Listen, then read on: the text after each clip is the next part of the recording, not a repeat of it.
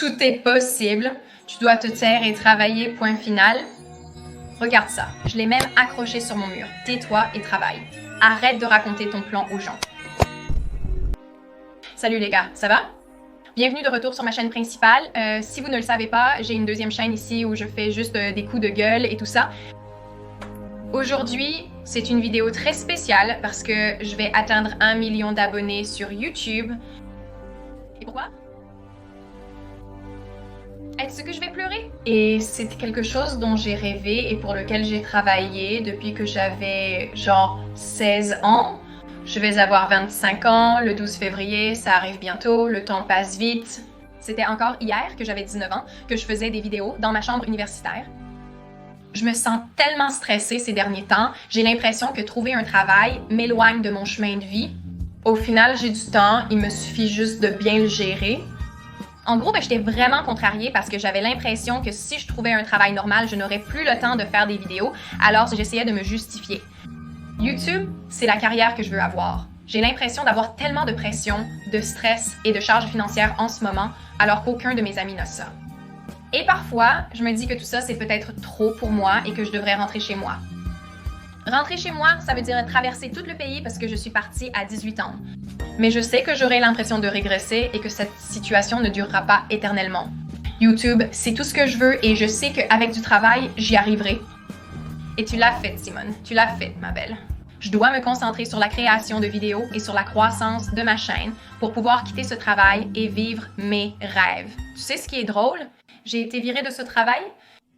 Un jour plus tard, ma chaîne a explosé. Je peux avoir un mur. Wow, je peux en avoir un autre. Wow, donne-moi un autre. Wow, appelez l'ambulance. Je mets tellement l'accent sur le travail, la réussite et mes objectifs et j'ai l'impression de passer à côté du meilleur de ma jeunesse. Je ne fais jamais la fête, je ne vois jamais mes amis et elles, ils vont très bien. Tout ce que je fais, c'est travailler. Je me demande si j'atteindrai un jour mes objectifs ou peut-être que tout le monde a raison. Je ne pense pas qu'ils aient raison et je sais que j'atteindrai mes objectifs. Je dois juste les travailler dur et tout viendra à moi et j'aurai tout ce que je veux. Et je suis tellement reconnaissante envers tous ceux qui ont été là avec moi dans ce parcours. Ils ont vu toutes les étapes. L'époque de la bouffonnerie... L'époque de la bouffonnerie. Littéralement l'époque de la bouffonnerie. On est passé de l'époque des vlogs de bouffonnerie à l'autodéveloppement pur et simple. Je veux dire, je m'intéressais un peu à l'autodéveloppement simplement à cause de mon diplôme et je ne sais pas, c'était aussi un peu dans ma nature. Et puis un jour, l'algorithme m'a dit « Hey, la bouffonnerie, c'est fini, tu es juste une youtubeuse de développement personnel maintenant. » Donc si t'es là depuis l'époque de la bouffonnerie, t'es une vraie. Et je suis tellement reconnaissante envers toutes celles qui ont fait partie de ce voyage. La team des trillionnaires et la team des bouffonnes pour toujours. Je l'ai trouvé. Aussi, avant de continuer, regardez ceci. Bonjour, la version imprimée de la formule de la vie est disponible. Je ne l'appelle même plus un journal parce que ce n'en est pas un. Regardez l'épaisseur de ce truc, regardez-moi ça. C'est plutôt quelque chose qui va tout simplement révolutionner votre vie en un seul livre. Des exemplaires imprimés sont disponibles sur Amazon dès maintenant, des versions numériques sur le site web. Au fait, ça c'était l'ancienne version. Vous pouvez voir la différence d'épaisseur et c'est le même prix. Et je donne simplement aux gens ce qu'ils veulent, j'apporte juste de la valeur au monde. Une formule de vie à la fois, une vidéo à la fois. Bon, c'était une sacrée longue introduction, mais je suis désolée, de toute façon ça va être une sacrée longue vidéo. J'ai dû réfléchir à ce qui pourrait être une vidéo spéciale pour mon million d'abonnés. Et je pensais à où j'en suis, comment je suis arrivée ici, et je me suis dit, mince, tu sais ce que j'aime vraiment? Quelqu'un m'a dit l'autre jour que j'avais en quelque sorte tout conquis. Ils m'ont dit, je ne pense pas que tu réalises tout ce que tu as accompli à ton âge. Parce que je suis vraiment très dure avec moi-même. Et je réfléchissais à ça aujourd'hui, surtout en voyant que j'allais presque atteindre 1 million. Et puis je regardais quelques publications débiles sur Instagram dont on va parler dans cette vidéo. Et je me suis dit, mince, les gens ont besoin de conseils. Les gens ont vraiment besoin de conseils. Alors j'ai eu l'idée de faire cette vidéo et je veux juste préciser que ce n'est pas pour me vanter. Mais Mrs. Picture, je vais pas seulement parler des choses que j'ai bien faites, je vais aussi parler de celles que j'ai mal faites. Mais les choses que j'ai bien faites m'ont finalement mise dans une position très différente aujourd'hui, comparée à celle de 99% des gens. Et j'ai tout fait de manière stratégique et avec intention. Si tu regardes cette vidéo et que ça te déclenche et que tu te dis « mince, genre, je n'ai rien de tout ça, je ne fais rien de tout ça », il n'est jamais trop tard. Ne sois pas aigri. Sois inspiré. L'état d'esprit va être l'un des thèmes principaux de cette vidéo. Alors profite de cette occasion pour transformer ces déclencheurs en quelque chose de formidable. Premièrement, je veux parler des finances parce que je pense que c'est l'un des domaines principaux pour réussir dans la vie. Évidemment. Honnêtement, j'ai tout fait correctement en ce qui concerne mes finances. Regardez cette vidéo où j'en parle en profondeur. Mais la première erreur que les gens font, c'est que lorsqu'ils reçoivent un salaire, ils dépensent tout. Quand ils obtiennent une augmentation de salaire, ils augmentent leur niveau de vie, ils vivent au-dessus de leurs moyens et ensuite ils n'ont aucune épargne et ils vivent au jour le jour. Je n'ai jamais fait ça. J'ai commencé à gagner 6 chiffres vers l'âge de 20 ans et quand je gagnais 6 chiffres, je me souviens que mes dépenses étaient bien en dessous. C'est vrai, et je ne vivais plus chez mes parents. Je louais une chambre à Sydney à ce moment-là pour environ 250 $ par semaine. Bien sûr, avec ce que je gagnais, j'aurais pu avoir mon propre appartement et tout, mais pour moi, ça n'avait pas de sens, que j'étais encore étudiante. Je payais tout moi-même, mais je vivais vraiment en dessous de mes moyens. Et je me concentrais sur comment réduire mes dépenses et augmenter mes économies, parce que je savais que si j'avais une somme d'économies importante, j'aurais beaucoup de liberté financière. Et chaque année, mes revenus augmentaient de façon exponentielle et je n'avais pas d'inflation de mon niveau de vie. La seule fois où j'ai eu une inflation de mon niveau de vie, c'est quand j'ai commencé à voyager. Et puis, évidemment, j'ai déménagé à Dubaï où il faut littéralement 6 chiffres juste pour vivre ici seule. Mais comment j'ai pu faire ça? Comment j'ai même pu voyager autant au début? C'est parce que j'avais ces économies. Je n'ai jamais dépensé tout mon argent. Je n'ai pas acheté toutes ces choses. Et ces économies pouvaient ensuite être placées dans ce portefeuille d'investissement. Et j'avais aussi tout ce capital sur lequel je pouvais compter en cas d'urgence. Mais le point important, c'est que je vivais en dessous de mes moyens. Et d'une certaine manière, je le fais encore dans certains domaines, mais je vivais en dessous de mes moyens.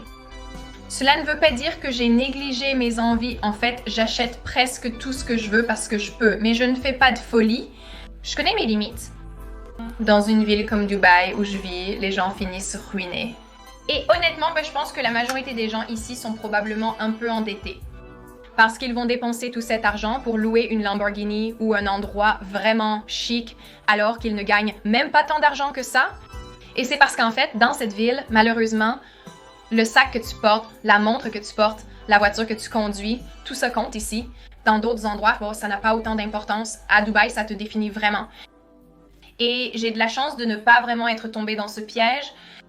Et tu vas voir dans les autres points, tout tourne autour de ça. Concentre-toi sur la façon de maximiser tes revenus, de minimiser tes dépenses. Surtout dans la vingtaine, tu peux vivre en dessous de tes moyens et tu ne seras pas vraiment jugé. Si tu vis, par exemple, dans une ville chère et que tu as des colocataires, personne ne va te juger. Si tu es dans la trentaine avec des colocataires, c'est un peu différent, mais ça veut dire profite de cette période où tu ne seras pas jugé. Donc ça, c'est quelque chose que j'ai bien fait.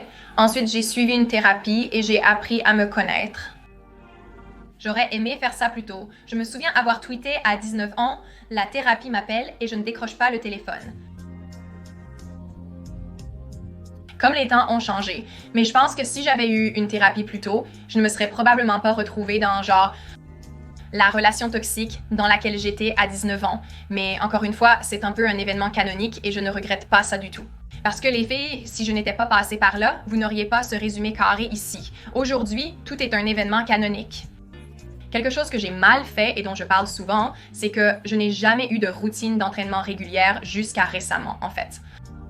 Et franchement, vous savez, j'ai toujours su les bienfaits du sport, mais je ne le faisais tout simplement pas de façon régulière parce que je suis mince. J'ai un métabolisme rapide. C'est quelque chose dont j'ai simplement profité.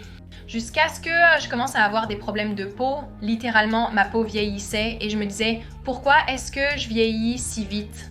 J'ai putain de 24 ans et je suis asiatique, alors pourquoi j'ai une ride ici?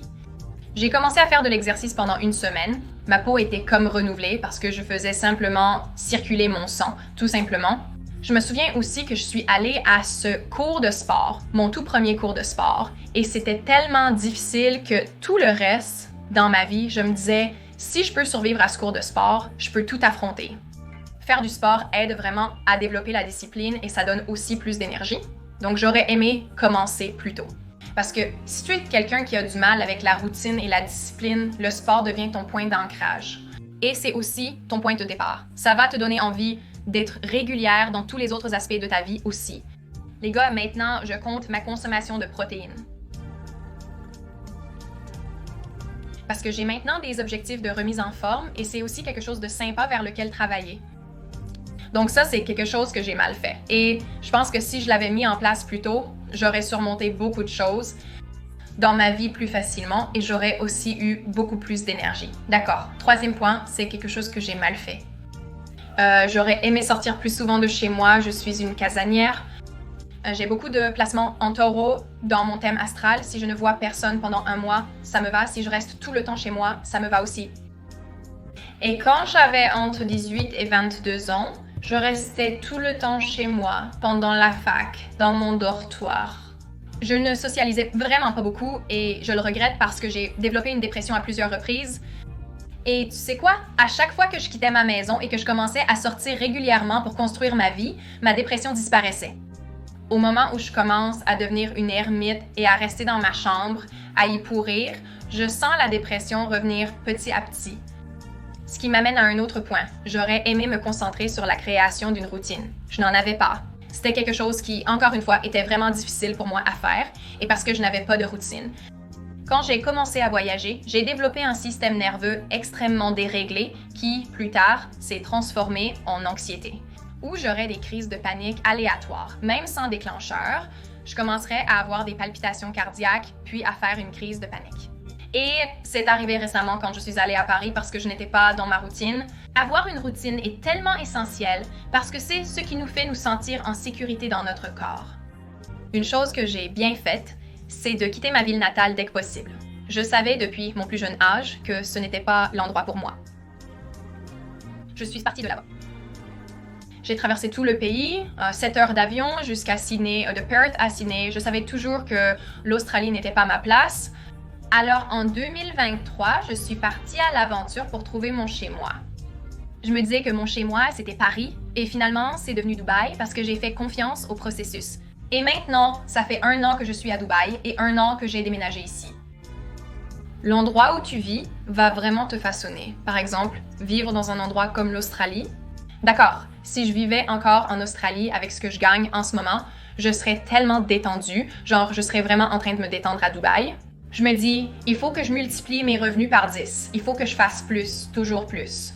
Parce que c'est le genre d'endroit, oui, c'est matérialiste, mais à part ça, c'est l'endroit où tu vas rencontrer une fille de 17 ans qui a déjà 3 entreprises et où chaque personne fait quelque chose d'intéressant.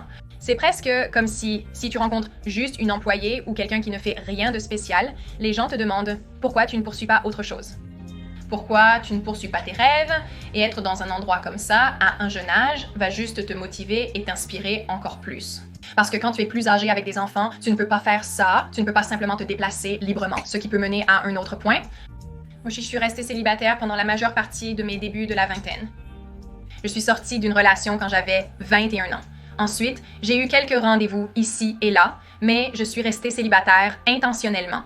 Et grâce à ça, j'avais tellement de liberté pour faire ce que je voulais. Un autre point, cela peut être lié à une autre erreur que j'ai commise.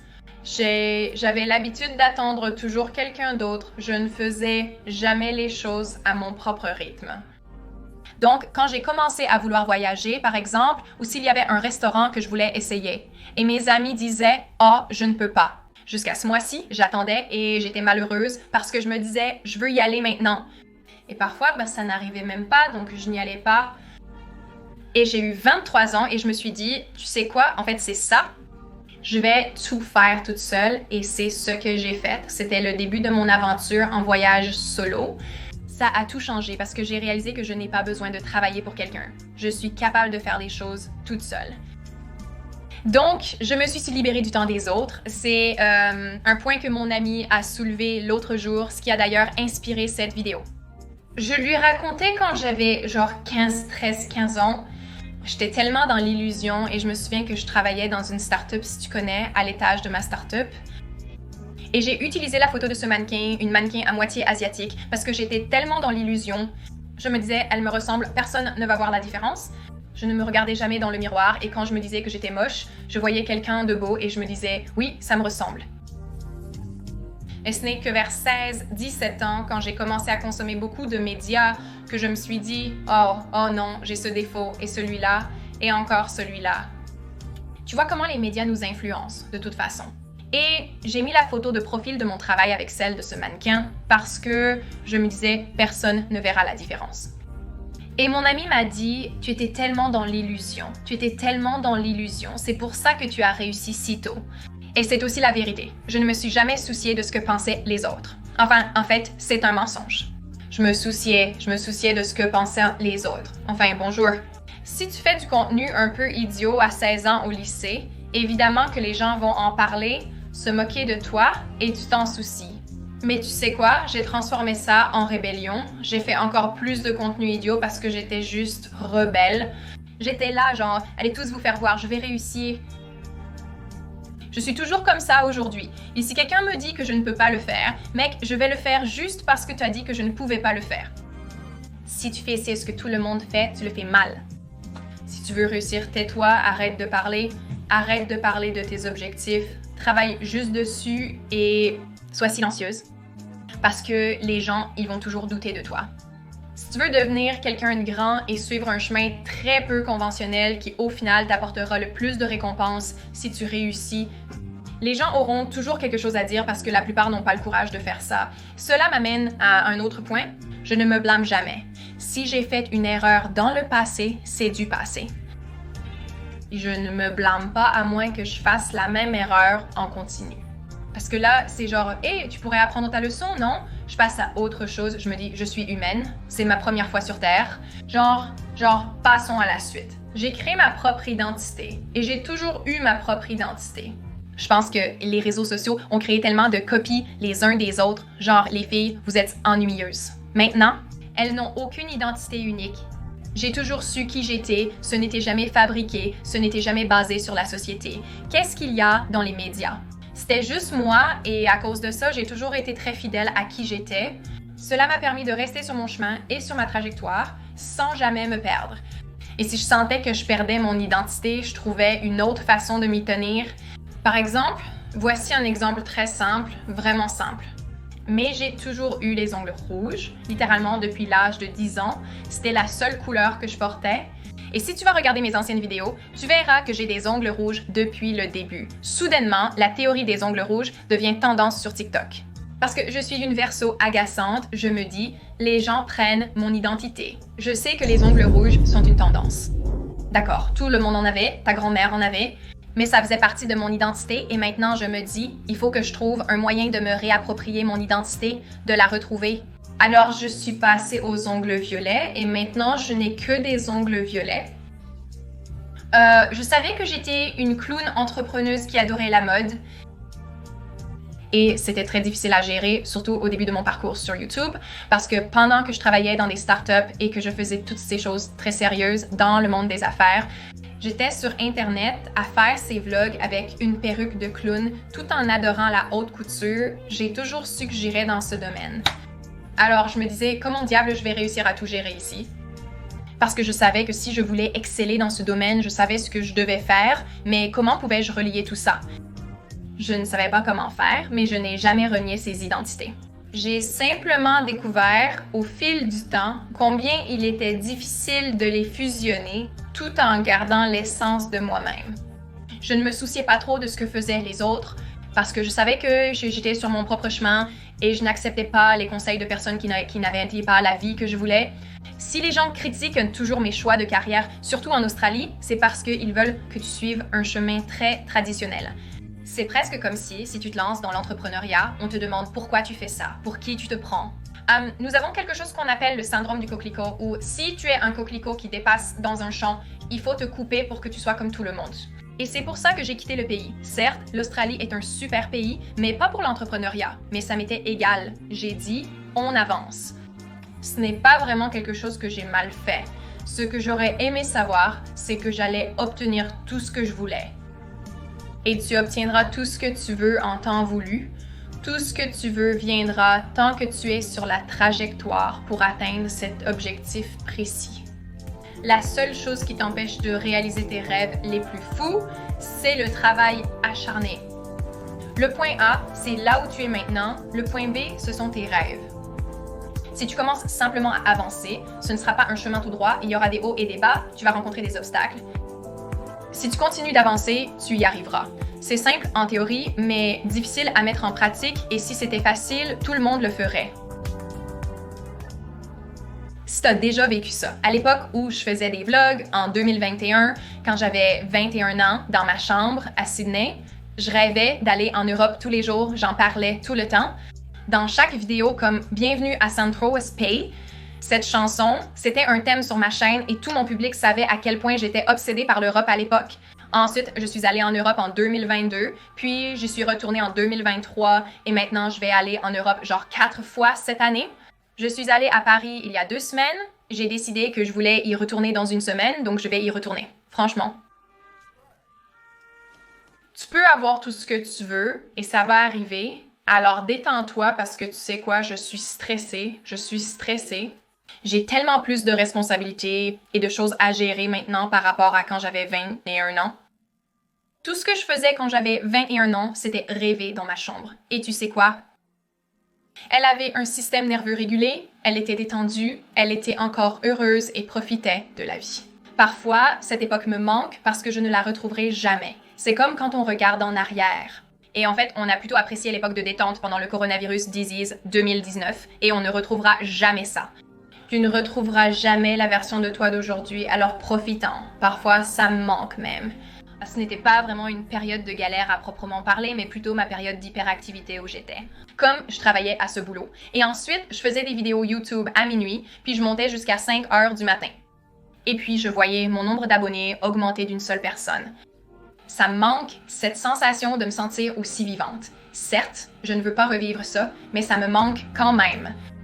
J'aurais aimé faire plus la fête parce que j'ai toujours été très disciplinée et je ne voulais pas me saouler.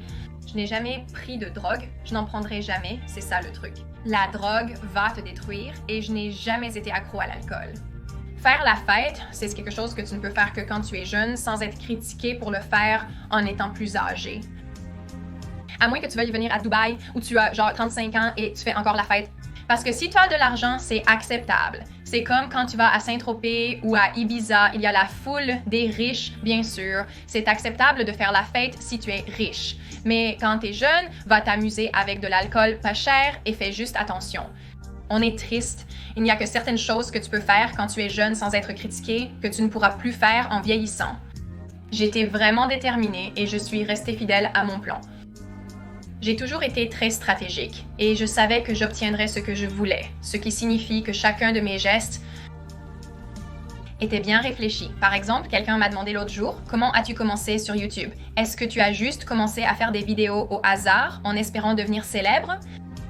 Non, je savais que j'allais percer parce que je savais que j'allais faire en sorte que ça arrive et je savais quel genre de vie j'aurais si j'arrivais à réaliser ce rêve. Donc, j'étais intentionnelle depuis l'âge de 16 ans et j'écrivais dans mon journal, j'aimerais l'avoir ici, il est en Australie, mais j'écrivais dans mon journal, Simone, tu ne peux pas abandonner, réfléchis à ce qui va se passer, tu peux le faire. Simone, ne sois pas si dure avec toi-même, tu dois juste commencer. Et avec le temps, tu comprendras et tu t'amélioreras. À partir d'ici, tu ne peux que t'améliorer. C'est très vrai pour mon peuple qui est perdu. Tu vas trouver une solution. Fais confiance au fait que tout finit toujours par s'arranger. Parce que YouTube était tellement difficile pour se développer comme n'importe quoi, une entreprise, peu importe, c'est difficile. J'ai dû trouver une motivation intrinsèque. Parfois, je reçois des commentaires et ils disent « Simone, donne-moi des conseils pour étudier. Peux-tu faire une autre vidéo sur les études? J'ai besoin de motivation, fais une vidéo sur ce sujet. J'ai besoin de motivation, fais une vidéo subliminale. J'ai besoin de motivation. » Et je me dis, ce sont des personnes comme ça qui ne réussiront pas. La vérité brutale. Et tu sais pourquoi? Parce que les personnes qui réussissent, premièrement, elles sont rares. Deuxièmement, elles ne cherchent pas d'excuses. Et troisièmement, elles vont chercher leur propre motivation. Elles ne vont pas compter sur quelqu'un d'autre, elles le feront elles-mêmes. J'avais cette citation et elle était accrochée à mon mur. Premier jour où un jour tu décides, tu peux continuer à repousser. Oh, je le ferai demain, je le ferai demain. Tu peux le faire aujourd'hui. Premier jour où un jour, tu décides, et encore une fois, c'est un état d'esprit. Ça a reprogrammé mon cerveau. J'avais la motivation, j'avais la discipline. Même les jours où je voulais abandonner, je me disais, tu ne vas pas abandonner. Je me souviens très bien, comme si je me regardais dans le miroir en me disant « Tu ne peux jamais abandonner, tu n'es qu'à une vidéo de tout exploser ». Donc j'étais intentionnelle, j'étais aussi intentionnelle, avec toutes les compétences que j'ai apprises. C'est quelque chose que j'ai bien fait. J'ai appris des compétences à haut revenu et c'est quelque chose que je vous ai toujours dit d'apprendre. Donc je suis très confiante de toujours gagner de l'argent. J'aurais aimé maîtriser ma gestion du temps et avoir un bon plan pour la journée dès le début. Tu vois, je ne vais pas mentir, comme si j'étais une touriste. Parfois, même si je suis productive, je suis aussi paresseuse. Parfois, c'est aussi simple que de faire un plan pour la journée et ensuite s'y tenir en le préparant la veille au soir. Si je me dis genre demain matin, je vais me lever tôt et faire un plan, ça n'arrive jamais, il faut juste le faire la veille au soir. La gestion du temps va changer ta vie et ça va aussi changer la façon dont tu te sens en tant que personne qui travaille à son compte. Le jour, je ne sais même pas quel jour de la semaine on est, si c'est dimanche ou mercredi. Ça ne fait aucune différence parce que je travaille pratiquement tous les jours. Mais tu sais, ça se traduit par du stress. Tu sais ce qui m'a aidé? La planification par bloc, maîtriser la gestion du temps. J'aurai même des moments dédiés pour faire défiler mon téléphone maintenant parce que je peux être en train de travailler. Je prends Instagram, boum, boum, boum. Et puis des heures passent et je me dis « Wow, en fait, je n'ai rien fait du tout. » D'accord. Ensuite, je ne me suis jamais mêlée aux mauvaises fréquentations. Les mauvaises fréquentations vont gâcher ta vie. Au lycée, je me tenais à l'écart des personnes qui se droguaient, qui faisaient la fête, et c'est pourtant les élèves populaires. J'étais presque un peu recluse, en fait. J'étais sur mon ordinateur portable à concevoir des sites web pour des clients que j'avais quand j'avais 17 ans au lycée. Et c'est ce que je faisais. Je restais seule et je faisais ça. Si tu ne peux pas t'entourer de personnes formidables ou de personnes qui vont avoir des objectifs et des visions similaires, alors continue simplement à lire, regarde des vidéos sur YouTube et petit à petit, ton état d'esprit va changer. La seule façon d'obtenir ce que tu veux, c'est de faire le premier pas et de continuer à avancer sur ce chemin. Tes rêves sont tout à fait réalisables. Quand tu analyses la situation, tu vas rencontrer des obstacles, mais tu dois persévérer. Et puis, quand j'étais à l'université aussi, j'ai essayé de m'éloigner des personnes dont je savais qu'elles auraient une mauvaise influence sur moi. Parce que les gars, je pense que j'étais terrifiée. Terrifiée à l'idée de ne pas être sur ma voie et de me perdre. Parce que je pense que même si je parle d'avoir une forte identité, quand on a 19 ans, on est quand même facilement influençable. Donc, j'avais peur d'être influencée par ces personnes et de me perdre. Alors, je les ai tout simplement évitées. On est la somme des 5 personnes avec qui on passe le plus de temps, non? Et donc, même à l'âge adulte, il faut regarder qui fait partie de ton cercle. Tu sais ce qu'on dit, que si tu es entouré de 4 milliardaires, tu deviendras la 5e milliardaire. Si tu es entouré de 4 personnes fauchées, tu deviendras la 5e personne fauchée. Si tu es entouré de 4 toxicomanes, tu deviendras la 5e toxicomane. Je n'ai jamais fait de phase de discussion et je n'ai jamais eu de liste de prétendants. En fait, je ne comprends pas ça. C'est tellement épuisant. Je ne pense pas que ça en vaille la peine. Je pense que si tu veux sortir avec quelqu'un, tu devrais le faire avec une intention précise. Tu peux aussi sortir juste pour t'amuser, mais il faut savoir dans quoi tu t'embarques. Les phases de discussion, c'est juste une perte de temps. Tu vas t'attacher, tu vas finir par demander « Hey, qu'est-ce qu'on est? » Et ça ne profite qu'à l'homme. Je n'ai jamais eu de phase de discussion et je n'ai jamais eu plusieurs prétendants parce que mes critères ont toujours été très élevés. Il n'y a aucune chance que je puisse même trouver 3 hommes à mettre sur une liste qui me plaisent. Alors déjà un seul, c'est compliqué. Mon Dieu. Oui, donc si tu as une liste, boum, débarrasse-t'en. À moins qu'ils ne level ta vie. D'accord, ensuite, j'étais aussi extrêmement célibataire. Je n'ai jamais vraiment eu de période de débauche. Ça demande beaucoup d'énergie. Ce n'est tout simplement pas bon pour toi. Célibataire par choix et par circonstance. Où sont les trous? D'accord, suivant. Et j'ai toujours été authentique et j'ai toujours suivi mon propre chemin, surtout sur YouTube. J'ai toujours fait les choses à ma façon. Si tu es une abonnée de la première heure, tu sais que j'ai grandi sur YouTube. Parce qu'en 2019, le type de montage que j'avais, le type de contenu, ce n'était pas populaire à l'époque. Et c'est devenu très courant par la suite. À cette époque-là, les gens me harcelaient. Ils disaient « Hey, t'es vraiment bizarre » et ça me faisait mal. Mais je me disais aussi « Bon, je m'en fiche ». Alors, j'ai continué et puis j'ai trouvé mes gens sur Internet et je suis toujours restée fidèle à moi-même. En fait, quand j'étais plus jeune, faire ces vidéos de maquillage émo et porter une perruque de clown, ça remplissait mon âme. Ça me rendait tellement heureuse de faire ça, j'adorais ça. Et puis le clown a un peu disparu. Je pense qu'elle se manifeste d'une manière différente maintenant. Mais allez, vous n'allez plus me voir porter une perruque de clown, c'est juste que... Mais le clown est toujours là, à l'intérieur, et je reste fidèle à moi-même. Je pense que même la façon dont je présente mes vidéos YouTube, mon sens de l'humour, il y a des gens avec qui ça ne résonne pas. Je me dis, peu importe, parce que tu n'es tout simplement pas sur la même fréquence que moi, et ce n'est pas grave. Ça veut juste dire qu'on ne résonne pas ensemble. Je regardais le TikTok de cette influenceuse l'autre jour, et elle est apparue. Je vais pas citer de nom, mais je l'ai trouvée tellement ringarde, elle m'a vraiment mise mal à l'aise et ça m'a rappelé une autre influenceuse. Mais ensuite, son public l'adore. Et pour moi, son public est aussi très ringard. Et puis je me suis dit, c'est parce qu'on est sur des fréquences différentes et que son public est sur cette fréquence-là, alors que mon public, lui, est sur cette fréquence-ci. Mon public va probablement trouver son contenu gênant, en fait, et il n'y a rien de mal à ça. Elle ne fait rien de mal, je ne fais rien de mal non plus. Nous sommes juste différentes, sur des fréquences différentes, nous résonnons avec la même fréquence que nous. Et cela pourrait être une autre leçon. Si tu penses que quelqu'un ne t'aime pas et que tu te demandes « Qu'est-ce que j'ai fait de mal? Pourquoi tu ne m'aimes pas? » Blabla. C'est juste pas la même fréquence, c'est tout. Ils vont préférer quelqu'un qui est plus sur leur fréquence. Il n'y a rien de mal chez toi. J'ai toujours pris des risques calculés et je n'ai jamais été imprudente. Ça ne veut pas dire que je suis ultra rigide dans ma vie. Honnêtement, je suis plutôt... Pourquoi y a-t-il un bug? Je suis un mélange de personnalités de type A et de type B. La meilleure façon d'expliquer cela, c'est si je voyage. Je vais faire un planning de tout ce que nous devons faire. Par exemple, je vais bloquer 6 heures de temps libre pour traîner et découvrir, mais c'est prévu dans le planning. Et on ne va pas aller d'un endroit à l'autre sans pause. On va avoir des pauses et je vais réfléchir à ces pauses et à comment on se sent. Comme ça, je peux le planifier précisément. Et ensuite, je vais mettre ce grand créneau horaire pour qu'on puisse traîner et découvrir. Donc, c'est le genre de personne que je suis. Un autre exemple, déménager à Dubaï était un risque. C'était un énorme investissement, mais je l'ai fait. Parce que je savais quelle serait la récompense plus tard. Faire YouTube était un risque. Je savais que si je n'y arrivais pas et que j'essayais de trouver un travail à l'avenir.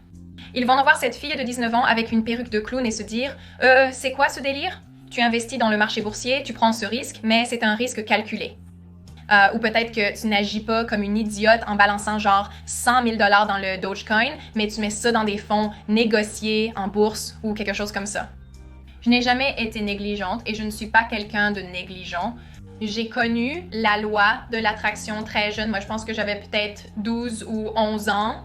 Le livre Le Secret était sur l'étagère de ma mère et je l'ai lu et ça m'a totalement transformée. Et j'ai toujours appliqué la manifestation dans ma vie. Est-ce que je pense que la manifestation est ce qui m'a menée partout? Non, parce qu'on ne peut pas juste rester assise sans rien faire et atteindre ses objectifs. La manifestation, c'est quelque chose de constant. Ça se produit en permanence. Ce sont nos pensées qui se projettent dans l'univers et notre fréquence. Et c'est ce que nous attirons vers nous. Donc, je le sais et j'essaye constamment de me surveiller, de me remettre en question. Je n'ai jamais laissé mes échecs m'arrêter et j'ai beaucoup échoué, surtout à l'époque de ma start-up. Au lycée, j'avais toujours ces projets et ils échouaient, mais à chaque fois qu'ils échouaient, j'en retirais une nouvelle compétence. J'ai eu un autre gros échec en 2022 avec ma marque de mode. Si vous vous souvenez de ça, je la construisais avec mon amie Hélène et la fabrication se passait vraiment très mal. Et c'était un échec public. Tout le monde savait qu'Andromeda arrivait. J'ai échoué publiquement et c'était humiliant pour moi, mais ça ne m'a pas arrêté. Je me suis dit, un jour, je vais recommencer, refaire quelque chose que j'ai mal fait. J'étais paresseuse et ça peut aussi venir du fait d'être submergée. Mais j'étais parfois paresseuse et je voyais toujours des opportunités sans vraiment les saisir. Je me souviens quand j'avais 20 ans et que je faisais YouTube, une agence de management m'a approchée et m'a dit « Tu devrais commencer à faire TikTok ». Et je savais que si je faisais TikTok, je serais vraiment douée. Je savais que je gagnerais beaucoup plus d'argent, que j'agrandirais mon audience. Et j'étais là genre « Non, TikTok va être supprimé ». Et puis chaque année, je me disais « Je devrais faire TikTok et je ne l'ai jamais fait. Et pour être honnête, ce n'est pas quelque chose que je regrette. Donc, il y a beaucoup d'autres opportunités que j'ai manquées, là, comme Slay Society, ma marque de merchandising que je relance, qui marchait tellement bien. mes t-shirts Just Slay devenaient littéralement viraux sur TikTok. Et puis, un jour, j'ai juste oublié de renouveler ça, l'abonnement Shopify. Je crois que c'est parce que ma carte bancaire a été piratée et que je l'ai annulée. Et je me suis dit, bon, je laisse cette boutique fermée, je ne vais pas la rouvrir. Et nos ventes étaient au plus haut. Je ne peux pas vraiment dire pourquoi j'ai fait ça, pour être honnête. J'avais genre 22 ans, mais je pense qu'à l'époque, je n'avais pas non plus la capacité mentale de gérer les boutiques. J'en avais trop pris sur moi et au final, je ne faisais rien parce que j'étais tellement dépassée. Ça rejoint le point précédent. Il faut décomposer les choses et c'est pour ça qu'on va parler de la formule de vie ensuite. J'ai toujours eu une vision et je m'y suis tenue. Si tu n'as pas de vision, tu ne sais pas où tu vas ensuite. J'ai toujours pris mes responsabilités. Je n'ai jamais rejeté la faute sur les autres. Si je faisais une erreur, j'en assumais la responsabilité. Si j'étais paresseuse, par exemple, je n'allais pas dire « Oh, c'est parce que TikTok me distrayait et que TikTok est fait pour distraire les gens. » Oui, c'est peut-être vrai aussi, mais je prends une décision consciente à chaque fois d'ouvrir cette fichue appli, donc c'est ma faute. On ne peut pas toujours rejeter la faute sur autre chose. Et tu verras ça. Les personnes qui n'ont pas de succès ne prennent jamais leurs responsabilités, elles n'assument jamais leurs actes parce qu'elles ne veulent jamais s'améliorer ou apprendre. Elles ne sont jamais le problème. Ensuite, ce sont les habitudes quotidiennes qui créent ton avenir. Donc, j'aurais aimé avoir de meilleures habitudes quand j'étais plus jeune parce que, je te l'ai dit, je n'avais tout simplement pas de routine régulière. J'aurais aimé me créer un réseau à l'université. J'aurais aimé sortir davantage parce que j'étais tellement recluse. Et l'université est vraiment l'endroit où tu peux créer d'excellentes relations avec tes professeurs, tes chargés de cours, qui peuvent te présenter à encore plus de monde. Les autres étudiants. Tu ne sais pas qui sont leurs parents. Je parle toujours du fait que l'un de mes amis était très proche de son professeur, qui l'a ensuite présenté à un autre étudiant de sa classe. Le père de l'étudiant était un énorme milliardaire chinois. Il a fini par travailler pour ce milliardaire chinois et cela a vraiment aidé à accélérer sa carrière. Une chose que j'ai bien faite aussi, c'est que je ne me suis jamais endettée, à part pour l'université, et ce n'est même pas une dette importante comme en Australie.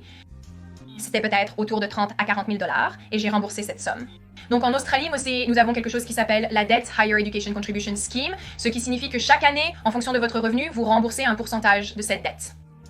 Et c'est arrivé au point où j'ai atteint le niveau de revenu où je devais rembourser la totalité de cette dette. Imagine si j'avais dépensé tout cet argent et que je n'avais aucune économie. Maintenant, je devrais payer des impôts et rembourser ma dette étudiante et je n'aurais plus d'argent. Je serais probablement endettée pour rembourser cette dette, mais je l'ai remboursée parce que j'étais économe. Et je veux ajouter autre chose, ne vous endettez pas juste pour avoir l'air cool, ce qui veut dire n'achetez pas cette voiture si vous n'avez pas déjà des actifs qui prennent de la valeur sur lesquels vous pouvez compter. Je trouve ça complètement fou à Dubaï quand des gens vont acheter une fichue Lamborghini alors que ceux-ci ne possèdent même pas encore de maison. Vous avez cet actif qui perd de la valeur ici et vous louez, ça n'a aucun sens. Si vous deviez acheter une voiture de luxe, ça vous coûterait peut-être 100 000 $. Disons que si vous deviez louer une voiture de luxe ici, cela vous coûterait entre 8 000 et 15 000 $ par mois. À ce stade, autant acheter la voiture à crédit. Ça n'a aucun sens d'aller simplement la louer. Et maintenant, si vous conduisez une voiture normale, cela vous coûtera peut-être 2 000 $ par mois. Et il vous en coûtera 50 000 pour acheter cette voiture. Donc, vous pouvez voir à quel point les voitures de luxe sont surévaluées ici. Qu'est-ce que quelqu'un de malin avec son argent va faire? Elle va louer la voiture normale puis acheter la voiture de luxe? Les gens font ça ici? Non, parce qu'ils sont idiots et qu'ils veulent constamment impressionner les autres parce qu'ils n'ont aucune identité et leur identité, c'est d'essayer d'avoir l'air riche. Je n'ai jamais fait les choses pour impressionner les autres. Je l'ai fait pour moi. Parce que je suis têtue. Et je suis tellement agaçante. Verseau. Le stéréotype du Verseau, c'est que nous sommes les lanceuses de tendance, nous sommes les innovatrices, mais il faut qu'on soit agaçante par notre originalité et notre différence. Je pense que je suis tellement têtue et je suis aussi tellement moi-même sans jamais m'excuser, presque de façon agaçante. Je ne ferai jamais quelque chose pour toi, il faut que ce soit pour moi. Tu n'aimes pas le haut que je porte? Chérie, je vais le porter encore plus. Une chose que j'ai bien faite, c'est que je ne me suis jamais crue supérieure à qui que ce soit. Je ne me suis jamais vue comme étant au-dessus de qui que ce soit, surtout depuis que j'ai acquis une certaine notoriété en ligne. Je passe tout le temps du temps avec des personnes qui sont mes abonnés. Tu sais, probablement 90% des gens que je connais, 90% de mes amis, étaient mes abonnés YouTube. Parce que quand je voyageais, je mettais sur mes stories qui veut se rencontrer. Et ensuite, je rencontrais ces personnes qui étaient évidemment similaires à moi et partageaient le même état d'esprit parce qu'elles regardaient mes vidéos. Et ensuite, on devenait vraiment de très bonnes amies. Coucou Léa. Elle habite dans mon quartier à Dubaï et elle a toujours suivi mon compte privé et elle commentait sur mes stories en disant « Qui veut faire ça ?» du bénévolat à Dubaï et j'ai réalisé qu'elle faisait partie de ma communauté. Alors je suis allée la chercher, nous avons fait du bénévolat, puis elle m'a présenté sa salle de sport, donc nous faisons des cours de sport ensemble. Ma meilleure amie Yasmine à Paris, elle était comme une abonnée. Tu sais, mais la plupart des YouTubeuses ne font pas ça parce qu'elles pensent qu'elles te sont supérieures. C'est bizarre. La communauté féminine du développement personnel sur YouTube est bizarre. D'accord, je n'aime pas ça. Tu sais, les gourous de la finance, des espèces comme Iman Gadzhi, etc. Jordan Welch, ils collaborent tous, ils sont tous amis, et c'est pour ça qu'ils grandissent ensemble. Les femmes, elles ont une compétition innée, ou malheureusement, et puis assez qu'il y a eu d'autres personnes dans mon domaine que j'ai contactées. Elles ne répondent même pas, elles ne me suivent pas en retour. Elles ne répondent pas, et si elles répondent, il y a presque comme de l'amertume dans leur ton. Et c'est tellement étrange. J'ai juste abandonné. Et bien aussi, en traînant avec des abonnés, j'ai utilisé mon réseau, j'ai tiré parti d'un réseau, ce qui est intelligent. Dernier point, les amis, j'ai essayé tellement de nouvelles choses. Comme je l'ai dit plus tôt, j'ai échoué. J'ai échoué tellement de fois. Mais en échouant et en essayant de nouvelles choses, cela t'aide à te découvrir toi-même, à savoir ce que tu aimes et comment tu étais. Je suis désolée, je ne peux plus parler. Je crois que je filme depuis 40 minutes. Et je suis en train de perdre ma fichue voix. Quelqu'un va commenter « Oh mon Dieu, le grésillement de la voix est fou. » Petite anecdote. Les Australiens ont tout simplement ce grésillement dans la voix. D'accord. Merci à vous.